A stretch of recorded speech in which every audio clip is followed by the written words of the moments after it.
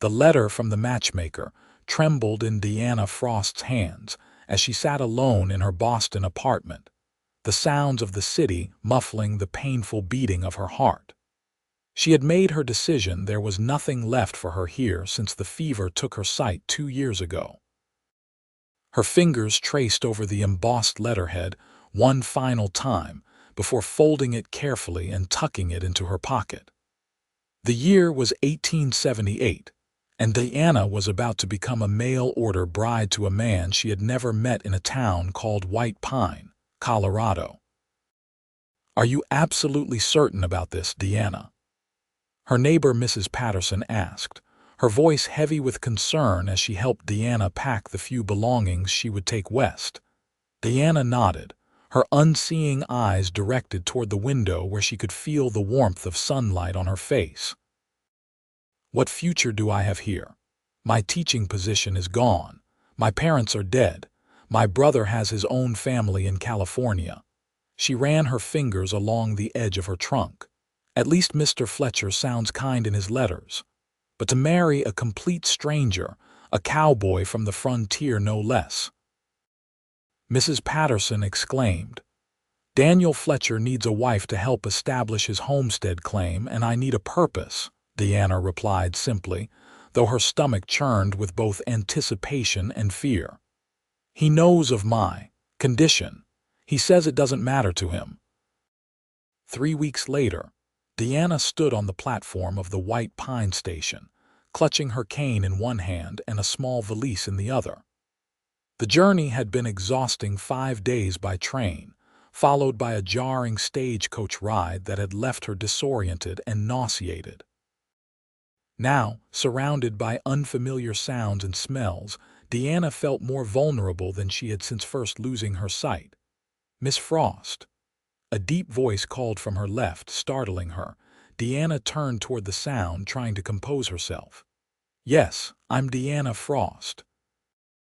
Heavy boots approached, and she could smell leather, horses, and something woodsy pine, perhaps. "I'm Daniel Fletcher. Welcome to White Pine." His voice was deeper than she had imagined from his letters, with a slight drawl that spoke of years in the West. Deanna extended her hand, which was met with a calloused palm that engulfed her own. "It's a pleasure to finally meet you, Mr. Fletcher. Daniel, please." There was an awkward pause before he cleared his throat. "I've got my wagon just over yonder. Do you need assistance?" Deanna hesitated. She hated appearing helpless. "If you could direct me, I can manage." "Of course," he said, and she detected a note of respect in his voice that surprised her. "The wagon's about 20 paces straight ahead. May I take your valise?" "Thank you," she said, relinquishing it. As they walked, Daniel remained close without touching her, occasionally murmuring directions. "Step up a bit here. There's a dip in the boardwalk." When they reached the wagon, he described its layout before helping her climb onto the wooden seat. The boarding house was their first stop, he explained, where she would stay until their wedding, planned for the following week. "I hope the journey wasn't too difficult," Daniel said as he guided the horses through town. "It was. Educational," Deanna replied. "I've never traveled so far before." "Well, I reckon Colorado's quite different from Boston. White Pine's a small mining town that's starting to grow. We've got about 500 souls here, a general store, 2 saloons, a church, school, and a few other establishments. My ranch is about 4 miles outside of town." Deanna tried to imagine it all, constructing a mental map as Daniel continued to describe their surroundings. His voice was steady and matter-of-fact, neither pitying nor condescending. "There's the Rockies to the west. Peaks still got snow even though it's June. The valley here is green right now, with wildflowers starting to bloom across the meadows. My land sits along Pine Creek, got good water and decent grazing for cattle." "It sounds beautiful," Deanna said softly. Daniel was quiet for a moment before responding. "I never thought much about it till now, trying to put it into words for you." There was a smile in his voice as he added, I suppose it is beautiful at that. At Mrs. Whitaker's boarding house, Daniel helped Deanna inside and introduced her to the proprietress, a widow with a booming voice and forthright manner. "Well, land sakes, honey, you're even prettier than Daniel described in his letters to me," Mrs. Whitaker exclaimed, taking Deanna's hands in her own plump ones. "You must be exhausted after such a journey. I've got your room all ready with a hot bath waiting." "That sounds heavenly," Deanna admitted. "Daniel, you can see your bride-to-be tomorrow after she's had some rest," Mrs. Whitaker instructed firmly. "Sunday dinner's at noon sharp." "Yes, madam," Daniel replied, a touch of amusement in his tone. "Miss Frost, Deanna, I'll call on you tomorrow then." "I look forward to it," Deanna said, suddenly feeling shy after Daniel left Mrs. Whitaker helped Deanna to her room, describing the layout in detail. Beds against the left wall, washstand to the right of it, wardrobes on the wall opposite the door, window faces east so you'll get morning sun, baths behind that screen in the corner. Deanna thanked her, touched by the woman's thoughtfulness. "Now, honey," Mrs. Whitaker said, her voice softening, "I've known Daniel Fletcher for 5 years since he first came to White Pine. He's a good man, honest and hardworking, but this is still a big step for both of you. If you have any doubts or questions, you just let me know." "I appreciate that," Deanna replied, sinking onto the edge of the bed. "To be honest, I'm terrified, but I've made my choice." "Well, fear and courage often ride the same horse out here," Mrs. Whitaker patted her shoulder. "Get some rest now. Things always look brighter after sleep and a good meal."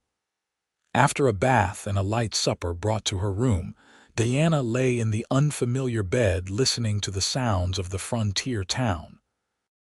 Instead of Boston's constant hum of activity, she heard occasional laughter from what must be a nearby saloon, the distant barking of a dog, and the soft whispering of wind through pine trees. It was both peaceful and utterly foreign. She thought about Daniel Fletcher. His voice had been kind, if somewhat reserved. The few times their hands had touched, his had been strong and steady. But could she truly marry a man she barely knew? Could they build a life together, with her blindness constantly between them? Sleep came fitfully, dreams mixing memories of her sighted past with imagined visions of her Colorado future. The next day, Daniel arrived promptly at noon. Mrs. Whitaker announced his arrival with characteristic enthusiasm and ushered them into her parlor for a proper visit before dinner. "You look rested," Daniel observed as they sat on Mrs. Whitaker's horsehair sofa. "How are you finding White Pine so far? Everyone I've met has been kind," Deanna said, "though I've only ventured as far as the front porch this morning.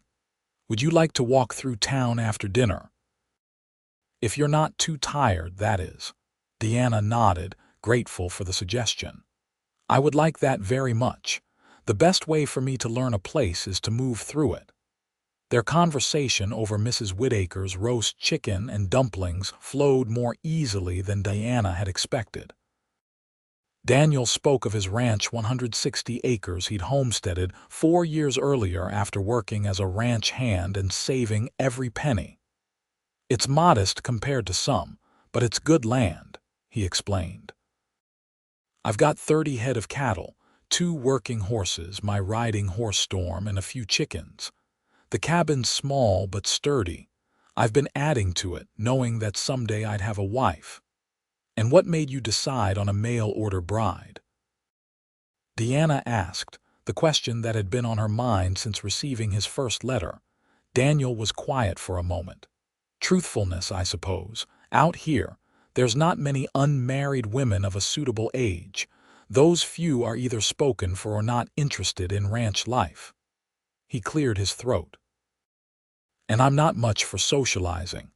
My nearest neighbor's 3 miles away, and I only come to town every couple weeks for supplies." "And yet you chose me, knowing I'm blind," Deanna said softly. Most would consider that an additional burden, not an asset in a wife. Miss Frost Deanna, I read your letter a dozen times. You wrote honestly about your blindness, but also about your education, your skills with household management, your love of music. You didn't ask for pity, just for honesty in return. His voice grew stronger. I need a partner, not just a housekeeper or, he hesitated, someone to warm my bed. Your blindness doesn't change who you are or what you can contribute to building a life together. Deanna felt tears prick behind her eyes. That's not what I expected to hear. Did you expect me to say I'd be your eyes? Because I will when you need me to be, but I suspect you're quite capable of finding your own way most of the time. You're right about that, Deanna said with a small smile, though I won't pretend it's easy. After dinner, they walked slowly through town, Daniel describing buildings and pointing out landmarks that Deanna could use for orientation, the corner where the general store stood with its distinctive creaking sign, the 3 steps up to the post office, the sound of the smithy's hammer. The church is here on your right, Daniel said as they paused. Reverend Graham holds services every Sunday. He's agreed to marry us next Saturday if that still suits you. Diana's heart quickened. The reality of her situation hit her anew in less than a week. She would marry this man she was just beginning to know. Diana, Daniel's voice held a note of concern, if you need more time. No, she said quickly. Saturday is fine, I'm just adjusting to everything. It's a lot to take in, he acknowledged. I've lived here for years and sometimes still feel like an outsider. As they continued their walk, Deanna gathered her courage to ask more personal questions.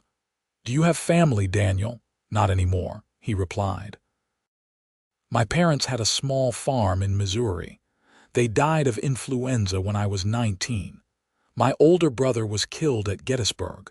I headed west afterward, nothing to keep me there. I'm sorry, Deanna said softly. My parents died 2 years ago within months of each other. My father of heart failure, my mother from pneumonia the following winter. My brother James moved to San Francisco years ago. So we're both alone in the world, Daniel observed. Until now, Deanna replied, then blushed at her own boldness. Daniel's hand brushed against hers, then tentatively took it. His palm was calloused but his touch gentle. Until now, he agreed. Over the following days, Daniel called on Deanna each afternoon, gradually revealing more of himself through conversation and actions. He was 32, 8 years her senior. He loved reading, particularly history, and subscribed to 2 newspapers that came by post. He played the harmonica, though not well enough for company, he insisted. Deanna, in turn, shared stories of her life before blindness, her years teaching at a girls' school in Boston, her love of poetry and piano, the traveling she had done along the eastern seaboard. She also spoke, haltingly at first, of the scarlet fever that had taken her sight when she was 24. The doctors said I was fortunate to survive, she explained as they sat in Mrs. Whittaker's garden. At first, I couldn't see the fortune in it at all. I was angry, then despairing. It took nearly a year before I began to adapt. How did you learn to manage? Daniel asked. Necessity is a stern teacher, Deanna said with a wry smile. I was determined not to be a burden on my aging parents. I learned to count steps, to identify objects by touch and sound, to organize my belongings so I could find them easily. I taught myself to sew by feel. She hesitated, then added, but I lost my position at the school. They were kind about it, but firm they couldn't have a blind teacher. Their loss, Daniel said quietly. Though I can't say I'm sorry it led you here. The day before the wedding, Daniel brought Deanna to his ranch, wanting her to experience it before making her final decision. It's not much to look at, he said as he helped her down from the wagon, but it's home. Deanna stood still, absorbing the sensations around her. The air smelled of pine and grass, with undertones of livestock and wood smoke. She could hear a stream nearby, chickens clucking somewhere to her right, and the soft lowing of cattle in the distance. "The cabin's straight ahead, about 15 paces," Daniel said. "There's a vegetable garden to the right, not much in it yet this season. Barns off to the left about 30 yards, chicken coops behind the cabin." Deanna took a deep breath. "Will you show me the cabin?" Daniel guided her carefully up 3 wooden steps to a porch that ran across the front of the building. "Watch your head on the door frame," he warned as they entered. Inside, the cabin smelled of wood polish and coffee. Daniel described each room as they moved through the small house: the main room with its stone fireplace, table and chairs, the lean-to kitchen with its cast iron stove, and the single bedroom with its handmade quilt. "I built on another bedroom last fall," Daniel explained, leading her to a smaller room off the main area. "Thought it might be needed someday for children if we're blessed that way. But it could be yours if you'd prefer your own space. I wouldn't presume." Deanna heard the uncertainty in his voice and realized he was as nervous as she was about their impending marriage. "That's thoughtful of you," she said. "But I didn't come all this way to sleep alone, Daniel." She couldn't see the expression on his face, but she heard his sharp intake of breath and felt the tension in the air between them. "Deanna," he said, his voice rough, "I want you to be sure. About this place, about me. If you've changed your mind, I'll understand. I can take you back to town, help you find passage back east." Deanna reached out, finding his arm and then moving her hand up to touch his face. His beard was trimmed short, his jaw strong beneath her fingertips. "I haven't changed my mind," she said softly. "Have you?" In answer, Daniel bent down and kissed her gently on the lips. It was brief and chaste, but it sent warmth spreading through Deanna's body. "I'll see you at the church tomorrow," he murmured as he pulled away. "I'll be the one in white," she replied with a smile. Their wedding day dawned bright and clear. Mrs. Whittaker helped Deanna dress in the new gown they'd ordered from the town's seamstress, simple white cotton with lace at the collar and cuffs. "You look lovely, dear," Mrs. Whittaker declared. "Daniel won't know what hit him." "I wish I could see myself," Deanna admitted, smoothing the fabric nervously. "Well, I'll tell you what I see," Mrs. Whittaker said, taking Deanna's hands in hers. "I see a beautiful young woman with auburn hair that catches the sunlight, clear green eyes that may not see but still show every emotion, and a face that lights up when a certain cowboy enters the room." Deanna blushed. "Is it that obvious?" "Only to everyone with eyes, honey, Mrs. Whittaker chuckled. "Now, let's get you to that church before Daniel thinks you've run off." The ceremony was small but dignified. Reverend Graham's sonorous voice filled the little church as he spoke of commitment and love. Deanna felt Daniel's hand, steady in hers as they exchanged simple vows. "I, Daniel James Fletcher, take thee, Deanna Marie Frost, to be my lawfully wedded wife." His voice never wavered, and when he slipped the ring onto her finger, a simple gold band that had belonged to his mother, Deanna felt a certainty settle over her. Whatever challenges lay ahead, they would face them together. After a small reception at the hotel dining room, where it seemed half the town came to wish them well, Daniel drove Deanna to their ranch, her new home. As the wagon pulled up to the cabin, Daniel set the brake and turned to her. "There's something I need to tell you," he said, a hint of nervousness in his voice. Diana's heart skipped. "What is it?" "I made some changes to the cabin yesterday and this morning. I want you to be able to navigate it easily." He helped her down from the wagon and led her to the porch. "I've strung guide ropes at waist height through the main rooms.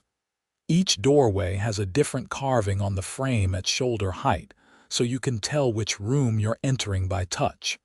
And I've arranged the furniture so there are clear pathways." Tears welled in Deanna's eyes as she realized the thought he'd put into making his home accessible for her. "Daniel, that's incredibly thoughtful. I want this to be your home too, not just a place where you have to depend on me for every movement." Inside, he guided her hand to the carved symbols: a star for the main room, a spoon for the kitchen, a crescent moon for their bedroom, and a small flower for the second bedroom. "These are beautiful," Deanna said, tracing the detailed carvings. "I stayed up most of last night finishing them," Daniel admitted. "Mrs. Whittaker thought I was crazy, leaving my own wedding preparations to the last minute, but I wanted it to be ready for you." Deanna turned toward him, finding his face with her hands. "Thank you," she whispered, before standing on tiptoe to kiss him. What began as a gesture of gratitude quickly deepened into something more.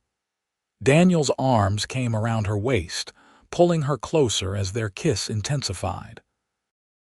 Deanna felt a fluttering sensation in her stomach, a heat spreading through her body.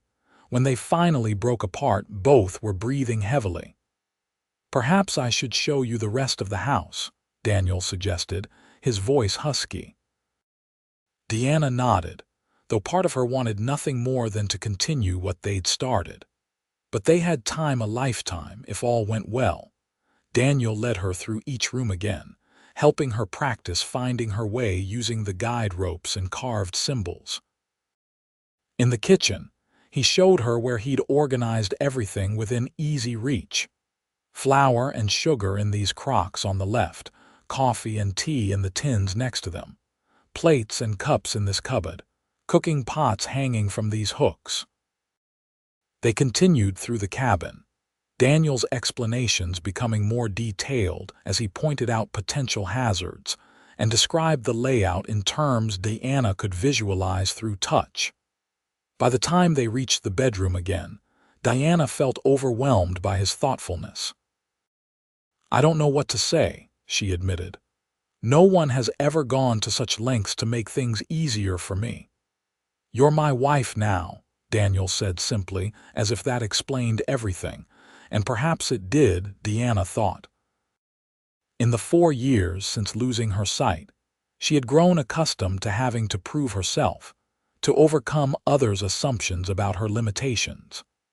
Daniel, from their very first meeting, had accepted her as she was while still recognizing the practical challenges she faced. That night, as they prepared for bed, Deanna felt a new kind of nervousness. Daniel seemed to sense it, moving around the room quietly, giving her space as she changed into her nightgown behind the privacy screen he'd set up. When she emerged, the lamp had been dimmed, and she could hear Daniel's breathing from the direction of the bed. "I'm not sure what to do next," she admitted, her voice barely above a whisper. "Come here," Daniel said gently. She followed his voice until her knees bumped against the edge of the bed. "Sit beside me." Deanna sat, feeling the mattress dip under their combined weight.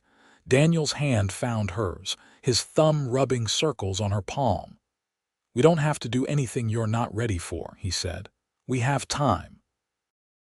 Deanna turned toward him, finding his face with her free hand. She traced his features, learning them by touch: the strong line of his jaw covered in stubble, high cheekbones, straight nose, and the surprisingly soft curve of his lips. "I want to know you," she said, "in every way." Daniel's response was to kiss her, gently at first and then with increasing passion as Deanna responded. His hands moved to her waist, drawing her closer, and she felt herself melting against him. What followed was a journey of discovery for both of them. Without sight, Deanna experienced their lovemaking through her other senses: the feel of Daniel's skin beneath her fingertips, the sound of his quickened breath, the scent of his skin mingled with the clean smell of soap. Daniel was gentle and patient, guiding her without words, stopping whenever she tensed. Afterward, as they lay entwined beneath the quilt, Daniel stroked her hair and pressed a kiss to her forehead. "Are you all right?" he asked softly. Deanna nodded, her cheek against his chest where she could hear his heartbeat gradually slowing. "More than all right," she murmured. For the first time since losing her sight, she felt completely accepted, wholly loved. The following days and weeks were a period of adjustment as Deanna learned to navigate her new home and life. There were frustrations pots dropped, bruised shins from misjudged distances, moments of disorientation in unfamiliar terrain. But there were triumphs too. The first meal she prepared completely on her own, successfully finding her way from the cabin to the chicken coop and back, learning to identify each of the horses and cows by their sounds and smells. Daniel was patient through it all, offering help when needed but stepping back when Deanna wanted to manage on her own. He described the world around them in vivid detail, the colors of the sunset, the way the aspens shimmered in the breeze, the first dusting of snow on the distant mountains as summer turned to autumn. "I never realized how much I took for granted," he admitted one evening as they sat on the porch after dinner. "Seeing all this every day without really seeing it. Now you're learning to look with different eyes," Deanna said, leaning against his shoulder. "Your eyes," he replied, kissing the top of her head. Their days fell into a comfortable routine. Daniel would rise before dawn to tend to the livestock, returning for breakfast that Deanna prepared. Mornings were spent on chores, Deanna managing the household tasks she could handle safely, while Daniel worked the ranch. Afternoons often found them working together, Daniel describing what needed to be done and Deanna helping where she could. Deanna took particular pride in her vegetable garden, which she could tend largely on her own once Daniel had helped her establish a system of guide strings to mark the rows. She learned to identify plants by touch and smell, to judge ripeness by feel, to hear the subtle differences in sound when thumping a watermelon or cantaloupe. Evenings were spent in quiet companionship, Daniel reading aloud from books or newspapers, Deanna playing the small piano he had surprised her with on their 1-month anniversary, both of them sitting in comfortable silence as a fire crackled in the hearth. They also made regular trips into White Pine, where Deanna gradually expanded her circle of acquaintances. Mrs. Whittaker remained a steadfast friend, as did Reverend Graham and his wife. Deanna began attending the Ladies' Aid Society meetings at the church, where her skill with a needle developed after losing her sight was much admired. "You sew more evenly than most of us who can see the stitches," marveled Grace Thompson, the blacksmith's wife. "It's all in the fingertips," Deanna explained, demonstrating how she measured each stitch by feel. Daniel, watching from across the church hall where the men were repairing pews, felt a surge of pride. His wife was not merely coping with her blindness, she was thriving despite it, and in some ways because of it. Her other senses, her problem-solving abilities, her patience all had been honed by necessity into remarkable strengths. As autumn deepened, bringing shorter days and the first serious snowfall, life at the Fletcher ranch grew more intimate. Confined indoors more often, Daniel and Deanna found new ways to pass the time together. He taught her to play checkers on a board he had modified with raised and sunken squares, using pieces of different shapes for the opposing sides. She taught him songs from her childhood, guiding his fingers on the piano keys. Their physical relationship deepened as well. Initial hesitation gave way to comfortable intimacy, and then to passion as they learned each other's bodies and desires. Deanna, freed from the visual self-consciousness that had sometimes limited her before blindness, discovered a sensuality that surprised them both. "I never imagined marriage would be like this," she confessed one night as they lay wrapped in each other's arms, the wind howling outside their snug cabin. "Like what?" Daniel asked, his voice drowsy with contentment. "So complete, so—" She searched for the right word. "Freeing." Daniel chuckled, the sound rumbling beneath her ear where it rested on his chest. Most wouldn't consider marriage to a blind woman on an isolated ranch in Colorado territory the definition of freedom. "But it is," Deanna insisted, propping herself up on one elbow. "In Boston, I was defined by what I couldn't do. Here with you, I'm discovering what I can do." Daniel was quiet for a long moment before speaking, his voice thick with emotion. "Deanna Fletcher, you are the bravest, most remarkable woman I've ever known. I thank God every day that you answered my advertisement." Winter brought its own challenges. Heavy snows sometimes isolated them for days, and the bitter cold made even short trips to the barn or woodpile difficult for Diana to navigate safely. During one particularly fierce blizzard, Daniel insisted on tying a rope from the cabin door to the barn so he wouldn't lose his way in the whiteout conditions. "Now you know how I feel all the time," Diana teased as he returned, stomping snow from his boots. "I've got a new appreciation for your courage, that's certain," he admitted, warming his hands at the fire. Christmas approached, their first as a married couple. Deanna secretly worked on a special gift for Daniel. Whenever he was out of the cabin, a hand-knitted scarf in a complex pattern she had learned as a girl. Each stitch was carefully counted and checked, the wool soft beneath her practiced fingers. Daniel, meanwhile, made regular mysterious trips to the barn, claiming to be checking on a pregnant heifer. Deanna suspected he was working on something for her, but pretended not to notice. On Christmas Eve, after a simple but festive dinner, they exchanged gifts in front of the fire. Deanna presented her scarf to Daniel, who immediately wrapped it around his neck. "It's perfect," he declared. "How did you know blue is my favorite color?" Mrs. Whittaker might have mentioned it, Deanna admitted with a smile. "Well, now it's your turn," Daniel said, a hint of nervousness in his voice. "Mine's not as practical as yours." He placed something in her hands, a rectangular wooden box, smooth and polished. Deanna traced its edges, finding small hinges on one side. "Open it," Daniel urged. Inside, her fingers discovered an array of small objects nestled in velvet.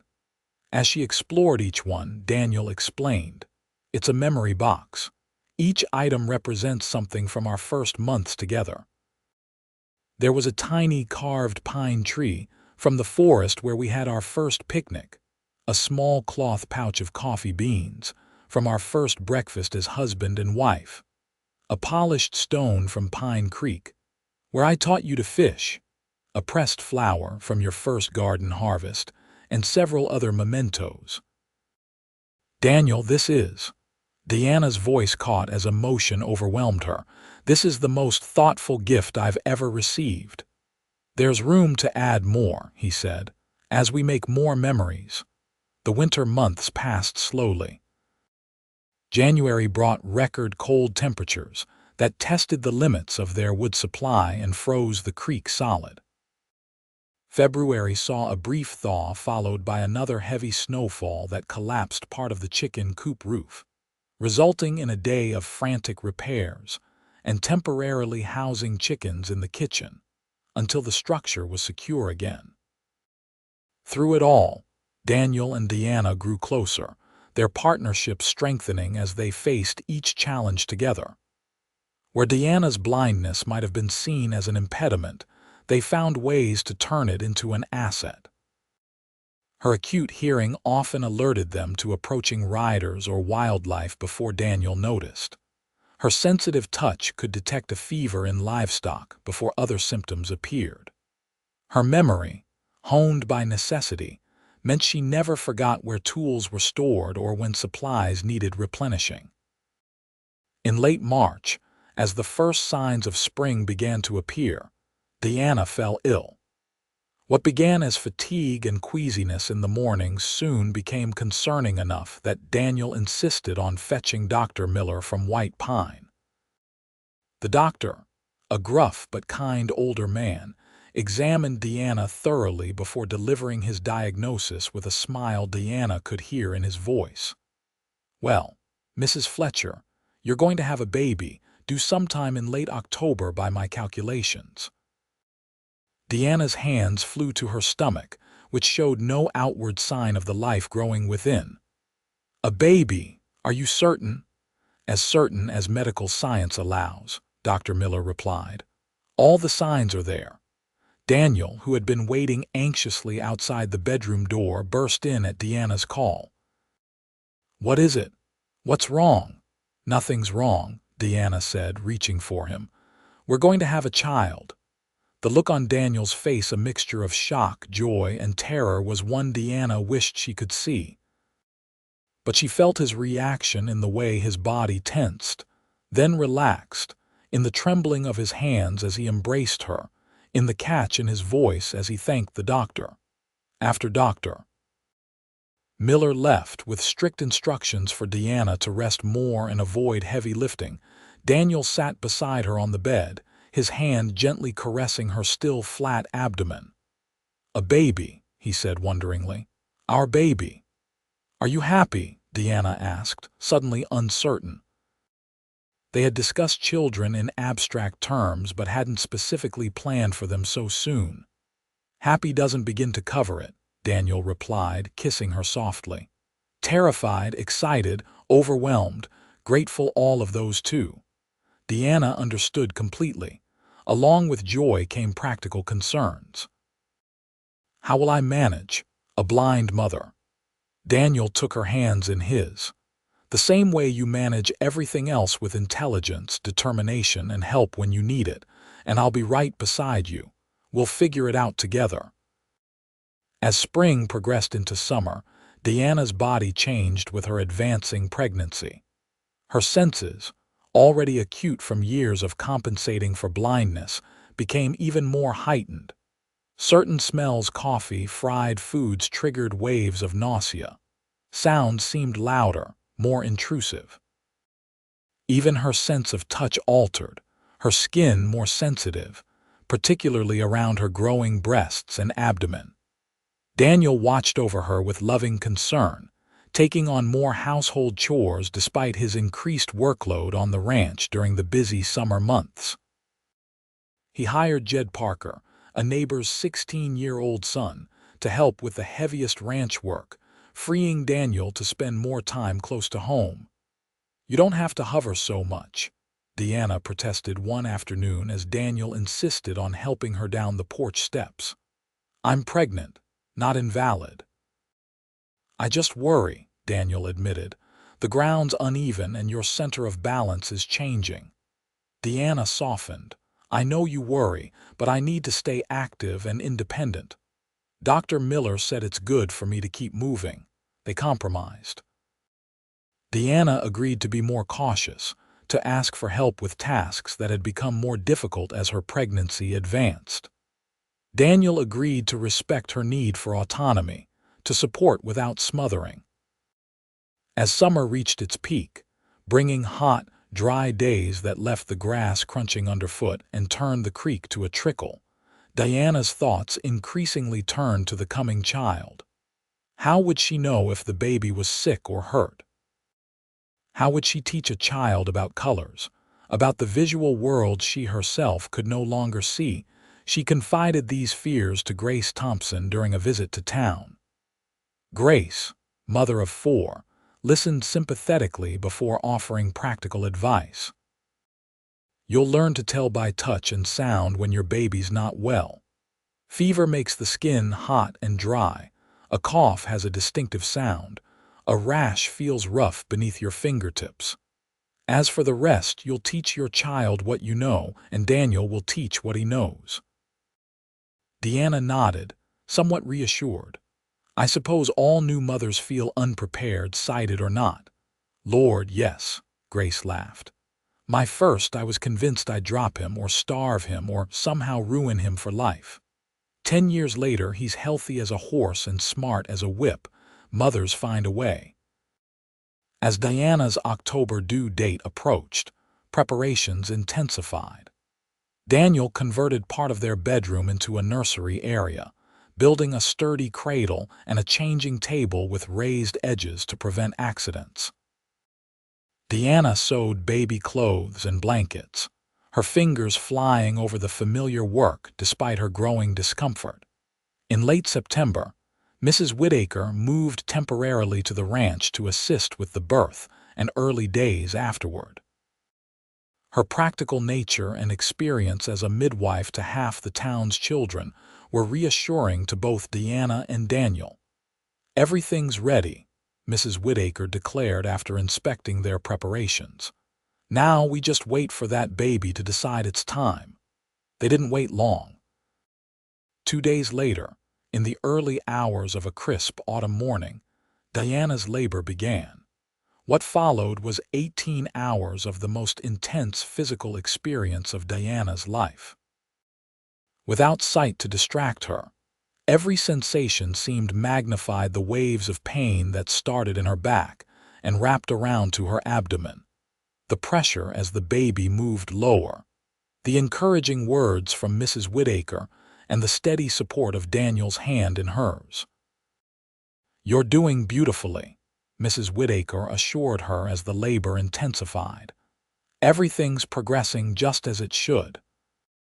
Daniel remained by her side throughout, wiping her brow with a cool cloth, supporting her during contractions, murmuring words of love and encouragement even as Diana gripped his hand with bruising strength. As evening approached on that second day, Diana felt a new urge and overwhelming pressure and need to push. "That's it," Mrs. Whittaker said, positioning herself at the foot of the bed. "The baby's coming now. Push when you feel the need." 3 enormous pushes later, a new sound filled the room, the indignant wail of a newborn taking its first breath. "It's a boy," Mrs. Whittaker announced, her voice thick with emotion despite having attended countless births. "A beautiful, healthy boy," Daniel's breath caught. "A son," he whispered, his voice breaking. "Diana, we have a son." After Mrs. Whittaker cleaned and swaddled the infant, she placed him in Diana's eager arms. Diana's hands trembled as she explored her child's face, the impossibly soft skin, the button nose, the wispy hair, the tiny perfect lips that soon found her breast and latched on with surprising strength. "He's perfect," Diana breathed, tears streaming down her cheeks. "Daniel, what does he look like?" Daniel sat beside her on the bed, his arm around her shoulders as he gazed down at their son. "He has your auburn hair," he began, his voice unsteady. "My mother's blue eyes, though they say those might change. Your nose, definitely. Long fingers like yours, too. He'll play that piano someday." Diana listened, creating a mental image of their child, committing every detail to memory as Daniel continued his loving inventory. They named him Thomas James Fletcher, Thomas after Daniel's father, James after Diana's brother. The early weeks of parenthood were exhausting for both of them. Thomas proved to be a healthy but demanding infant who seemed to equate sleep with weakness. Diana, despite her initial fears, adapted quickly to caring for him. Her sensitive fingers checked his swaddling, changed his diapers, bathed his tiny body with confidence that grew daily. Mrs. Whittaker stayed for 2 weeks, her experience invaluable as Diana learned to interpret her son's different cries: hunger, discomfort, tiredness, the simple desire to be held. "You're a natural mother," Mrs. Whittaker observed as she prepared to return to town. "That boy's as lucky to have you as you are to have him." Daniel, watching Diana rock their son to sleep one evening, silently agreed. He had always admired his wife's courage and determination, but seeing her overcome her blindness to care for their child filled him with awe.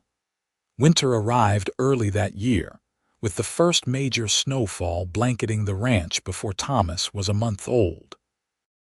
Confined indoors more than usual, Deanna and Daniel established new routines around their son's needs, finding moments of profound joy amidst the exhaustion of new parenthood. Daniel took to reading aloud each evening, not just to Diana as before, but to Thomas as well. The infant couldn't understand the words from Twain or Dickens or the Bible, but he seemed soothed by his father's deep voice, often falling asleep as Daniel read. As Thomas grew, so did Deanna's confidence. By spring, she could anticipate his needs before he expressed them, recognizing subtle changes in his breathing or movement that signaled hunger or fatigue. She mapped the ranch in her mind with greater precision than ever before, knowing exactly how many steps from cradle to rocking chair, from kitchen to bedroom, from porch to garden. Thomas's first birthday arrived with the autumn leaves, celebrated with a small gathering of friends from town. Mrs. Whitaker brought a cake, Reverend, and Mrs. Graham gifted a hand-carved wooden horse, and the Thompsons' children entertained the birthday boy with songs and games. Watching Thomas toddle unsteadily from guest to guest, accepting kisses and treats with a gummy smile that revealed his first few teeth, Daniel marveled at how much had changed in just over 2 years. From a solitary rancher with modest hopes for a practical mail-order marriage, he had become a husband and father whose heart expanded daily with love for his family. Diana, sensing his thoughts as she often did, found her way to his side and slipped her hand into his. "Happy?" she asked softly. "Beyond anything I ever imagined," Daniel replied, kissing her temple. "You've given me so much, Deanna." "We've given each other a life neither of us could have had alone," she corrected gently. "You promised to be my eyes, but you've been so much more my partner, my love, the father of my child." As their guests departed and twilight descended on the ranch, Daniel and Deanna sat on the porch swing, Thomas sleeping against his mother's shoulder. The air was crisp with autumn, carrying the scent of pine and wood smoke. "I was thinking," Daniel said, breaking a comfortable silence, "we might expand the cabin next spring. Add another bedroom, maybe a proper dining room." "Planning for the future?" Deanna asked with a knowing smile. She had suspected for several weeks now that their family might be growing again, though she hadn't yet shared her suspicion with Daniel. "Always," he replied, drawing her closer against his side. "A future I couldn't have imagined before you came into my life." Deanna rested her head on his shoulder, content in the knowledge that whatever challenges that future held, they would face them together, the blind teacher from Boston and the Colorado cowboy, who had become her eyes and her heart. The years passed in a rich tapestry of experiences, each season bringing new joys and challenges. Thomas grew from toddlerhood to boyhood, joined by a sister, Elizabeth, born a year and a half after his first birthday. 2 years later, twins William and Sarah completed their family, bringing both delight and exhaustion to the Fletcher household. Deanna developed systems for managing her growing brood, different textured ribbons, tied to each child's clothing to identify them by touch, distinctive bells sewn to their play clothes to track their movements outdoors, unique nicknames that each child responded to instinctively. Daniel expanded the ranch operations gradually, adding more cattle and hiring additional help as their prosperity increased. The original cabin grew to a comfortable 2-story home with ample room for their family and frequent guests. The children adapted naturally to having a blind mother, learning early to announce their presence when entering a room and to describe their surroundings without being asked. They became her eyes in many ways, but also learned from her other ways of experiencing the world, the texture of tree bark beneath fingertips, The subtle changes in air pressure before a storm, the different tones of various birds' calls. Thomas, their firstborn, inherited Diana's musical ability and Daniel's practical nature. By age 10, he played the piano better than his mother and could repair a fence alongside his father. Elizabeth showed an early aptitude for storytelling, weaving tales that made her blind mother see vivid images in her mind. The twins, different in temperament but inseparable in affection, brought constant motion and laughter to the household. Life wasn't without its sorrows. A particularly harsh winter claimed several of their cattle. Diana suffered a miscarriage between Elizabeth and the twins that left her bedridden with grief for weeks. Daniel's old war injury, a bullet to the shoulder during a brief stint with the Union Army, occasionally flared with debilitating pain. But these hardships only strengthened the bond between Diana and Daniel. Their partnership, begun as a practical arrangement between strangers, had deepened into an abiding love built on mutual respect, shared purpose, and unwavering commitment. On their 15th wedding anniversary, Daniel surprised Diana with a trip to Denver, leaving the children in Mrs. Whittaker's capable care for a week. The city had grown significantly since Diana's arrival in Colorado, now boasting elegant hotels, theaters, and restaurants. In their hotel room after a night at the opera, an extravagance, Daniel had secretly arranged Diana sat at the dressing table as Daniel removed the pins from her hair, a nightly ritual they both cherished. "Would you change anything?" he asked suddenly, his fingers pausing in their work. "If you could go back to that day in Boston when you received my letter," Diana considered the question seriously before answering. "Not one thing," she said with conviction.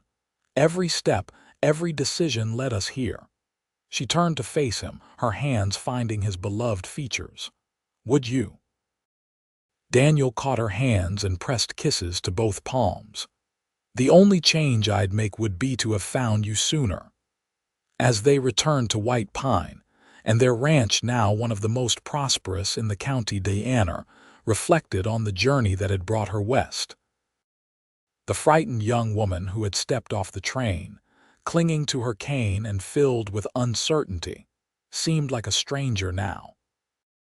In her place stood a confident woman of 41, mother of 4, respected throughout the community not despite her blindness, but as a complete person whose other gifts shone brightly. She had found purpose, love, and family in this wild land, guided by the cowboy who had promised to be her eyes, but had instead helped her see a whole new way of living.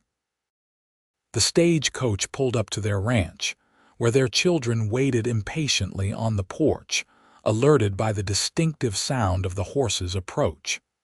As Daniel helped Diana down, she heard Thomas's voice calling out, "They're home," followed by the thunder of multiple footsteps racing toward them. Diana opened her arms wide to receive her children's embraces, Daniel's steadying hand at the small of her back. This was home, not the buildings or the land, but the people she loved and who loved her in return. "Welcome home, Mrs. Fletcher," Daniel murmured in her ear as the children clamored for attention and stories of their travels. "It's good to be home, Mr. Fletcher," Diana replied, her heart full to bursting with gratitude for the life they had built together, the blind teacher and the cowboy who had both found their vision in each other's love.